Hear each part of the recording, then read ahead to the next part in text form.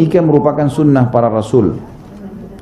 Hadis yang diangkat beliau dalam mengapa harus menikah adalah di bab ini terakhir, hadis Nabi SAW yang sahih riwayat Ibnu Majah, takhayyaru linutafikum wankihul akfa'a wa ankihul ilaihim. Pilihlah wanita ya untuk meletakkan sperma kalian. Di sini juga sama perintah wanita, hati-hatilah menerima sperma laki-laki. Ya, jangan sembarangan. Nikahlah dengan sekufu, sepadan. Jadi kalau misal dia sarjana, saran saya mencari orang yang sekufu. Memang agama begitu, sekufu ini bisa sebahasa, bisa sefamahaman. Sama-sama sarjana bagus, gitu kan? Jadi jangan seorang profesor nikah dengan orang yang tamatan SD, nggak nyambung, bahasanya nggak nyambung dan seterusnya. Atau ada orang kaya raya nikah dengan orang yang miskin sekali, ini nggak kufu namanya. Bisa, bukan tidak bisa dalam Islam, bisa tapi butuh ekstra energi, ekstra penyesuaian. Orang Indonesia lebih tepat nikah sama orang Indonesia, memang begitu. Yang sebahasa, yang sama makanannya. Nikah sama orang lain, negara lain, bisa bukan tidak bisa, tapi butuh ekstra pengorbanan, ekstra penyesuaian waktu, gitu kan? Emang beda. Sama-sama muslim bisa saja, tetapi harusnya difahami makna skufu. Nanti akan lebih panjang lebar saya jelaskan insyaallah. Kemudian dikatakan, dan nikahkanlah anak gadis kalian dengan mereka, dengan orang-orang yang dianggap sekufu, sepadan, gitu ya. Ini juga masuk namanya senegara, sebahasa, sama jenjang ekonominya, sosialnya dan seterusnya.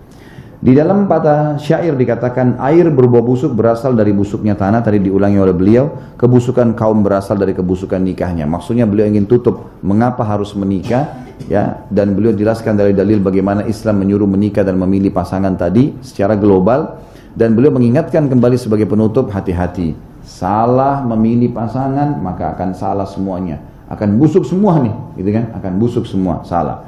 Saya tutup dengan perkataan saya teman-teman sekalian. Dan yang bagi belum memiliki buku, insya Allah kita akan ada buku ya. Ini buku memang saya yang cetak ulang. Makanya mungkin saya tidak tahu yang ditemukan atau tidak di toko buku. Saya bekerja sama dengan penerbitnya untuk cetak ulang, yang memang khusus dicetak ulang sekian ribu eksemplar pada saat itu dan ada di tempat saya.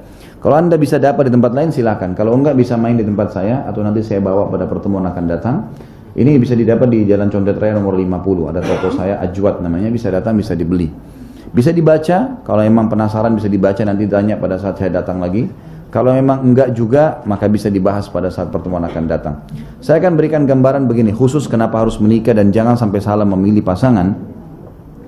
Ada pernah bapak dan ibu, dua orang, laki-laki dan perempuan, bertanya kepada saya begini, mengatakan, Ustadz, saya sudah 10 tahun menikah. Yang ibu-ibu bilang, suami saya selalu selingkuh, selalu dusta, kasar, tidak memberikan nafkah, beragam macam keburukan numpuk nih pada laki-laki ini. Ada juga bapak-bapak pernah bilang, Ustaz, saya sudah 10 tahun nikah, istri saya nggak mau pakai jilbab, istri saya nggak mau sholat, istri saya nggak mau kunjungin orang tua saya. Banyak masalah yang dihadapi, tidak mau menjalankan kewajibannya di rumah. Maka pertanyaan saya bilang, Bapak Ibu sekalian, sebelum saya jawab pertanyaan Anda masing-masing, saya tanya kembali nih, waktu sebelum nikah dengan pasangan Anda masing-masing, sudah tahu nggak kalau orangnya begitu?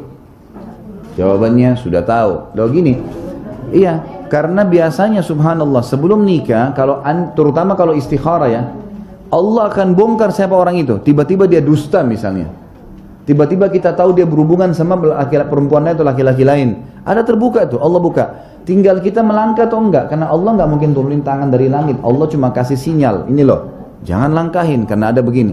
Jadi kita tahu dia dusta, kita tahu dia begini. Ada perempuan tetap maksakan diri walaupun laki-laki itu pendusta. Ya, walaupun dia adalah seorang playboy, memang suka ganti-ganti pasangan, tapi yang penting ganteng. Nah, ini masalahnya, gitu kan? Akhirnya jangan kaget kalau nanti dia dusta, nanti dia selingkuh, karena memang itu sudah dari awal. Kalau mau tidak selingkuh, cari yang soleh memang, gitu kan? Sama halnya si bapak tadi. Saya tanya, bapak sebelum nikah sudah tahu istrinya nggak pakai jilbab? Sudah tahu. Kenapa nggak nikah dengan yang pakai jilbab? Dari awal banyak kan yang pakai jilbab, gitu kan? Kenapa nggak cari? Kenapa nggak cari yang memang sholat? Kenapa yang cari yang di majelis ilmu? Jadi salah memilih dari awal, konsekuensi adalah kita harus mengetahui akan terjadi dalam rumah tangga kita.